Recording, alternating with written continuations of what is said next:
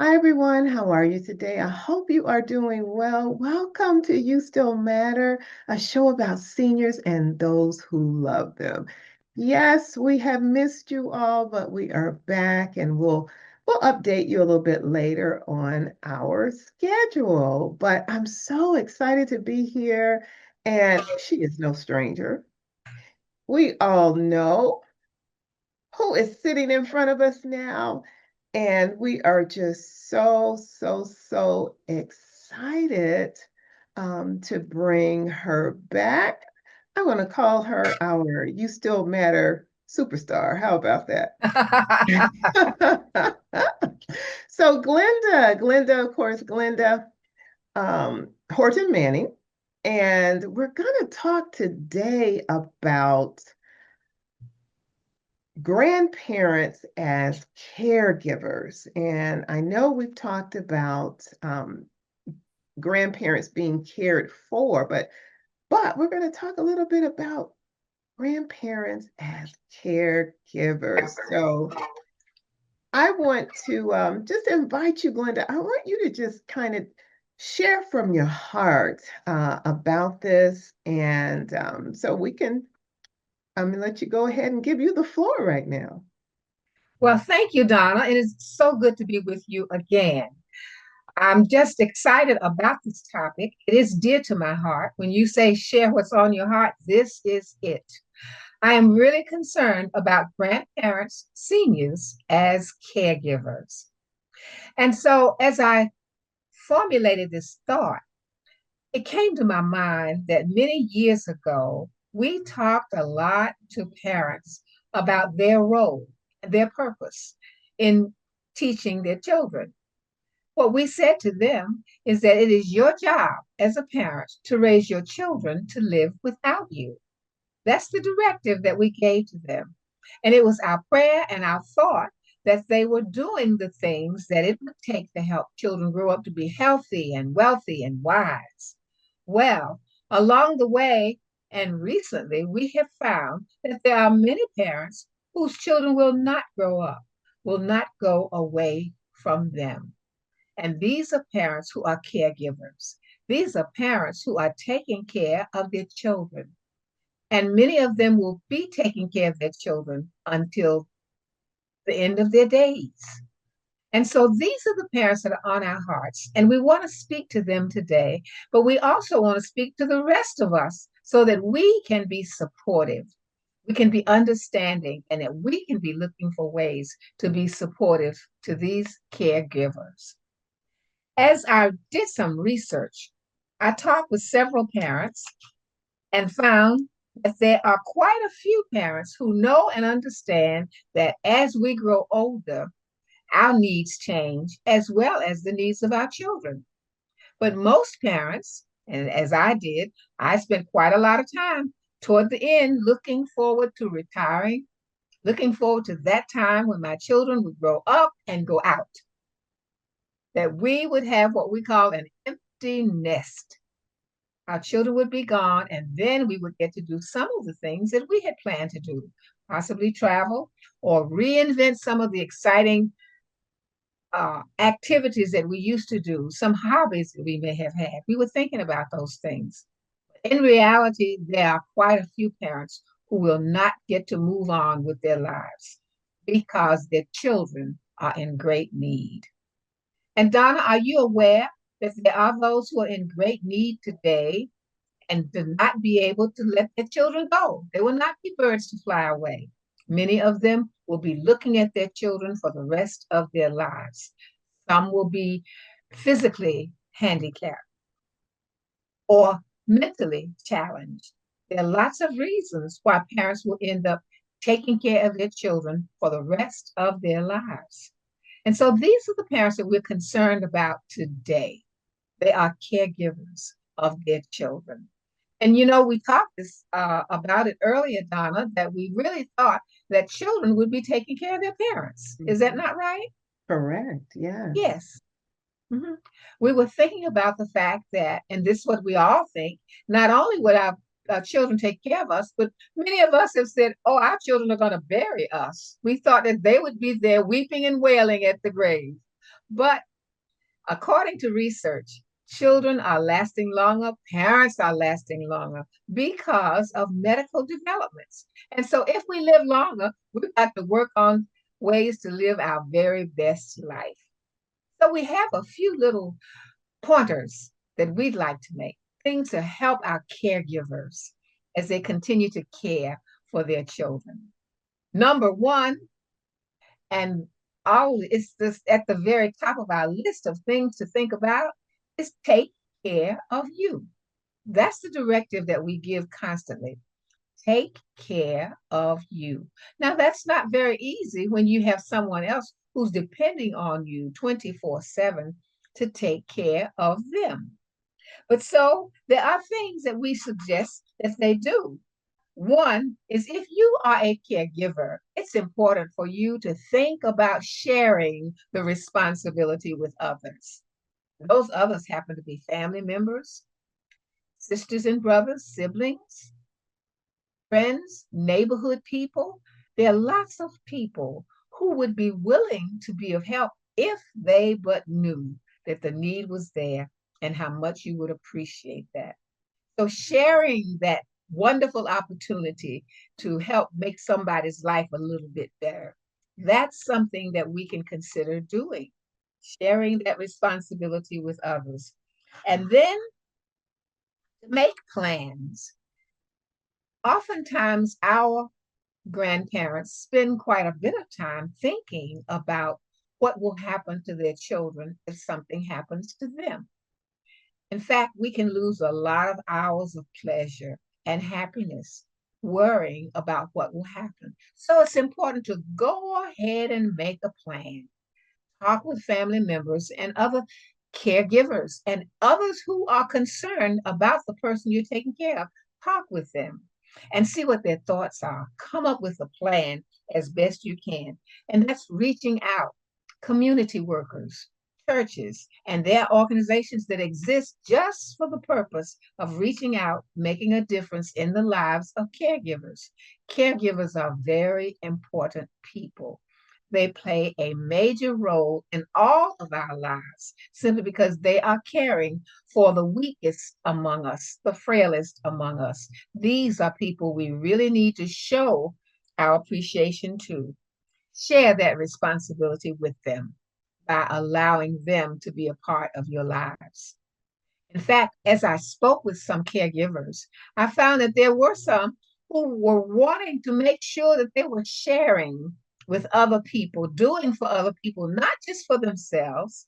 They don't want to be selfish. They want to share, even though they too are in need, because we're all here sharing the same earth, these same resources together. So that's very important. Let others help you share the joy of making somebody's life be the best that it can be. Making that future plan is very important. And finally, which was the same that we began with, make sure you're taking care of you. Some of the things that some of the parents talked about that they do that makes life easier is realizing that as seniors, we have doctor's appointments, our children have doctor's appointments. Coordinating that, bringing that together as often as you possibly can would be good. Even sharing some of the same doctors. We have an eye doctor, we have dentists, and so, and to coordinate those appointments would be a good thing to keep you from driving back and forth so very much. And then these same physicians would have the information about both the caregiver and that person, the patient, or whoever the child happens to be. So bringing those services together will save a lot of time, save some energy, and save some resources. Finally, we started with it and we'll end with it. Take care of you. That's important. If you don't take care of you, then there will be no one to take care of that person that you love so much and that you sacrifice so very much. So, Donna, what are your thoughts when we say that caregivers are some of the most important people in our society? Actually, I think caregivers sit right next to God. Absolutely, absolutely. And oftentimes you do hear that, being a caregiver it's a very challenging or can be a very challenging role. Yes. And I know that you said what is so important is to take care of you. And so I'm sure some caregivers, as they have shared before, it's really hard to really concentrate on myself when I'm having to care for others. And oftentimes, there's the caregiver burnt out where they just feel, that I'm told, that they just don't know how much more they can do. But I think what you made some really good points about making sure that you share or to, create that community that you need or that support group that you need. Perhaps someone can come over and can, sit with, who you're caring for, whether it's a younger, great grandchild or your adult grandchild. And so, excuse me, everybody has to, you have to, when you're continuously pouring out and giving out, it's so important that you are refilled, right? That's right. And That's right. and so in order to be refilled, oftentimes it requires you to, as you said, reach out for help. Yes. Yeah. and and asking for help is really okay.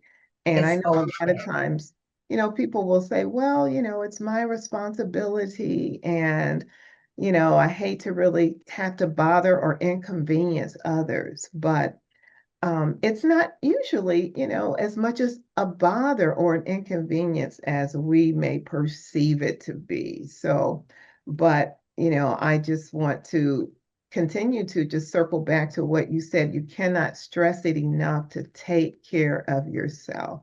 And you do hear a lot of times, well, I'm taking care of everybody else, but, self-care is so important. Self-care. And I Yeah. like the way you said it's okay to take care of you. It's okay to sometimes put yourself first. That's Mhm. important. And for the ladies, especially, making sure that you get to the hairdresser, that you get your nails done, that you do those things that it takes to get to the spa, those things to pamper yourself. Those are the things that we need to do to make sure that we are taking care inside and out, feeding the heart as well as the hands and the feet. We want to take care of the caregiver. And so it's important for those of us who are not caring for loved ones on a regular basis to understand and to find ways of being supportive if that is possible. And then just calling, something Yes. simple as calling A and phone checking in with call. that person to make sure Yes. they're doing okay. Is there anything I can do for you? Can I go run an errand for you? Or, you know, can I come and sit with this person so you can go out and maybe, That's right. if you want to do your own errands, because oftentimes it's important to get out of the house amongst others, right? Yes. And Yeah. it's really not easy finding the time. It's something that we have to put forth a special effort to do. It's not easy. It's not life is not easy, believe it or not, because so much going on, and the pendulum keeps swinging from one side to another.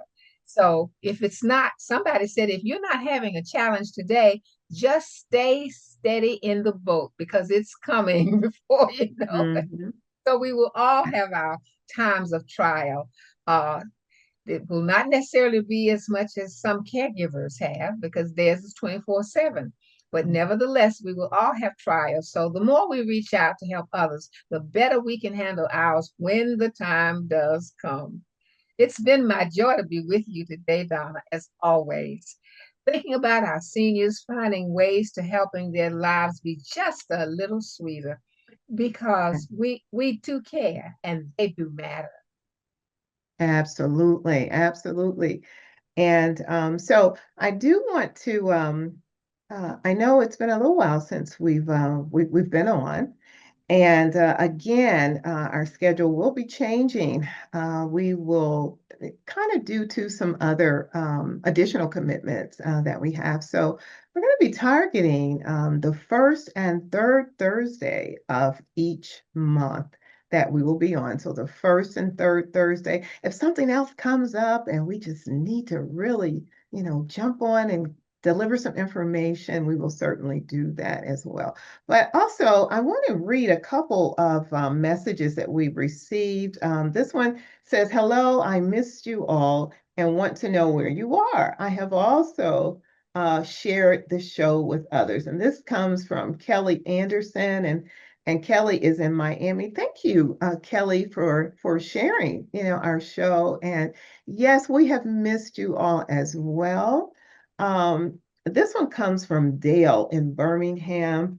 And it says, "Hello, Donna. Thank you all for what you do. This show is very encouraging as I have um, actually shared it with my mother, who is 82 years old." Okay, and thank you so much for that. And thank you for sharing. We're always grateful when you share. And they actually sent us emails, and you can certainly send an email as well. And it's you still matter 55 at gmail.com. Again, you still matter 55 at gmail.com. So some people prefer to actually post their comments to our post, and then others simply would prefer to email, which is perfectly fine. We are grateful for you doing both. Okay. So, again, listen, it's so exciting to be back. And I want to always close with no matter who you are, no matter your age, no matter what you're going through, always remember that yes, you still matter. And I also want to encourage you to initiate an act of kindness this week, okay? In case you haven't already, I know we can really, if we're intentional, we can initiate acts of kindness every day, really. But please initiate an act of kindness. And we just talked a moment ago about, an act of kindness could be calling someone, calling a caregiver, and just checking with them and seeing what you can do, offering any help. Okay. So again, thank you so much for tuning in. Take care. God bless. And we will see you soon. Bye for now. Bye for now.